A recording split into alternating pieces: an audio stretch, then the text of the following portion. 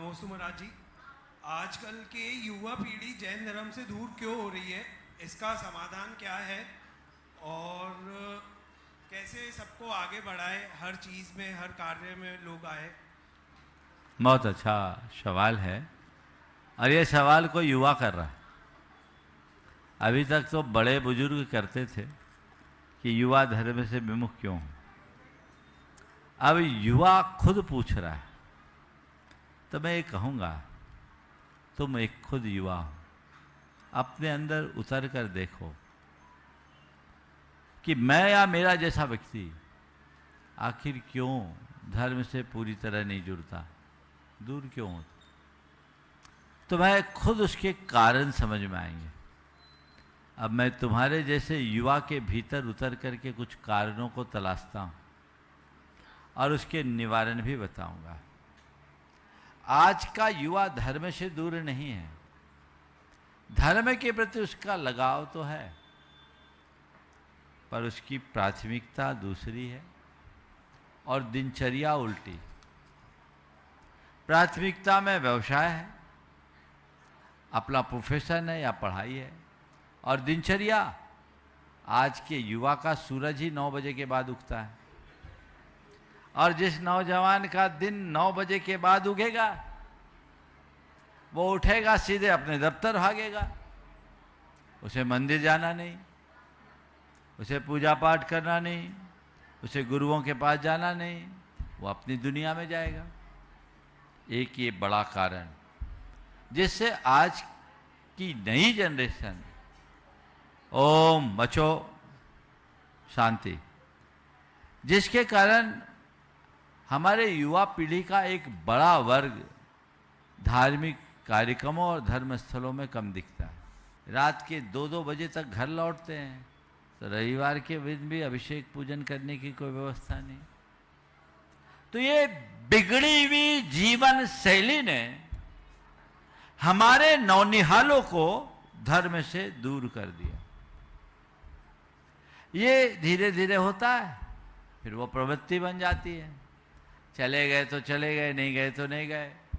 माँ बाप ने थोड़ा सा जोर जबरदस्ती की तो कभी कभार चले गए, कभी कभार उल्टा सीधा जवाब दे दिया, कभी घुमा दिया, गए तो गए, नहीं गए तो नहीं गए। कोई प्राथमिकता नहीं। ये एक सबसे बड़ा कारण। दूसरा कारण, हमारे बड़े बुजुर्ग जो धर्म करते हैं वे हमारे बच्चों के समक्ष एक अच्छे धर्मी का आदर्श उपस्थित करने में सफल नहीं दिखते हैं। अगर बड़े बुजुर्ग जो धर्मी हैं, जो सारे रिचुअल्स को फॉलो करते हैं, उनके आचार विचार और व्यवहार में पवित्रता और संतुलन आ जाए तो बच्चे उन्हें देखकर धर्म के क्षेत्र में स्वतः आकर्षित होंगे, वो आगे बढ़ेंगे। लेकिन बहुत कम माँ बाप हैं जो अपने बच्चों के समक्ष ऐसे आदर्श उपस्थित कर पाते कि वे, जिससे बच्चे कहे कि हमें भी धर्म करना चाहिए। एक युवा बाहर से MBA करके आया, धार्मिक, पूरा पढ़ाई करने के बाद जब वो रोज अभिषेक पूजन करे, सब कार्यों में आगे बढ़े, जब मैंने उससे पूछा, भाई तेरे अंदर ये सब भावना कैसे जगी? बोले, महाराज जी मेरी गुरु मेरी माँ है, पिताजी नहीं थे। मेरी गुरु मेरी माँ है। मैंने सुना, मुझे आश्चर्य हुआ। बोले, क्या मामला?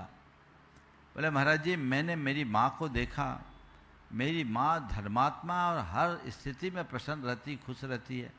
पापा के वियोग के बाद कठिनाइयों में हम लोगों को पाला पोसा, कभी माँ के चेहरे में शिकन नहीं आती। महाराज माँ व्रती है, हम लोगों ने रात में खाना के लिए बोला तो माँ मना नहीं करती, हम लोग सब कुछ खाते तो भी माँ हम लोगों को देती। एक बार किसी ने माँ से पूछा कि तुम व्रती हो और तुम्हारे बच्चे सब रात में खाते हैं और उल्टी सीधी चीज़ें भी खाते, तुम बनाती हो, ये सब क्यों करती हो? तो उसने जो जवाब दिया, कहा मैं व्रती हूँ, मेरे बच्चे व्रती थोड़ी हैं।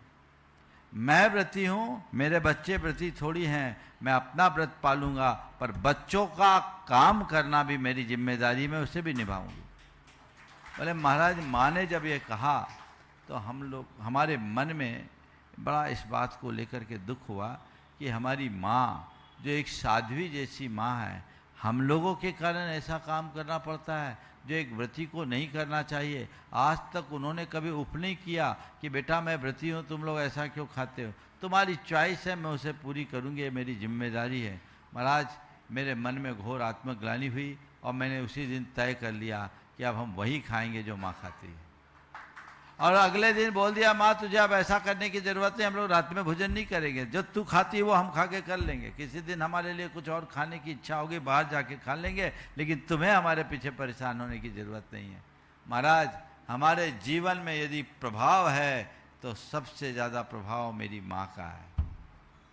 काश हर माँ बाप अपनी संतान पर ऐसी छाप छोड़ने में सफल हो जाए, कभी बच्चे पीछे नहीं होंगे।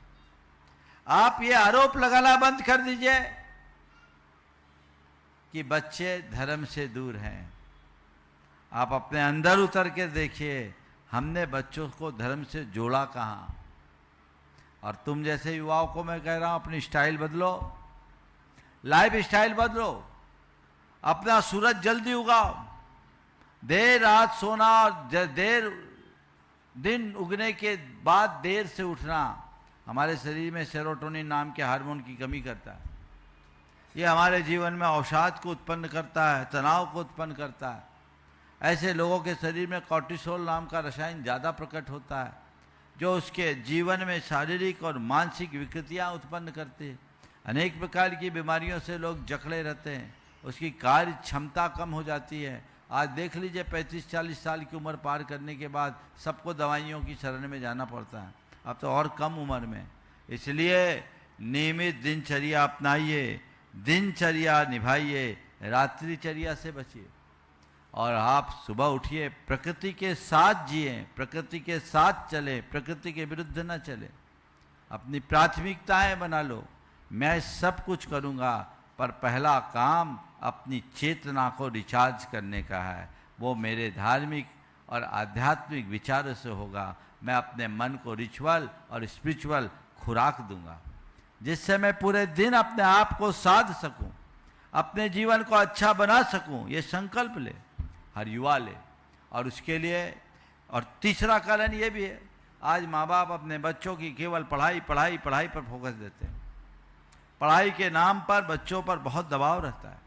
बचपन से ही उनकी इतने कोचिंग है, इतने क्लासेस है, इतना ट्यूशन है, उसके बाद ये कंपटीशन और वो कंपटीशन और प्रतियोगी परीक्षा, ये सब चीज़ें जो है ये अवधारणा ही गलत है।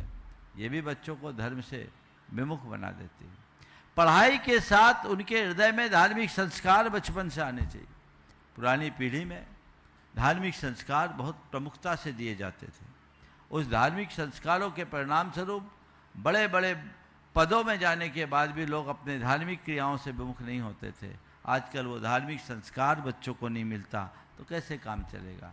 ध्यान रखना, अगर हम किसी आम के पेड़ को भी खारे पानी से सींचेंगे तो उसका फल मीठा नहीं आएगा, कड़वा ही आएगा। तो हम बच्चों को कैसे संस्कार दे रहे, जीवन तो वैसा बनेगा। हम उन्हें कैसा वातावरण दे रहे, जीवन उनका वैसा बनेगा। इसलिए चाहिए हमारे समाज के नौनिहालों को हम धर्म से जोड़ करके रखें, उन्हें सही धार्मिक संस्कार दें, जिससे उनकी चेतना जागृत हो, वो अपनी प्राथमिकताएं बदल सके। साधु संतों के संपर्क में लाकर हम उनके जीवन में व्यापक परिवर्तन घटित कर सके। यदि ऐसा कुछ करने में हम समर्थ होंगे तो बहुत कुछ अच्छा घटित होगा।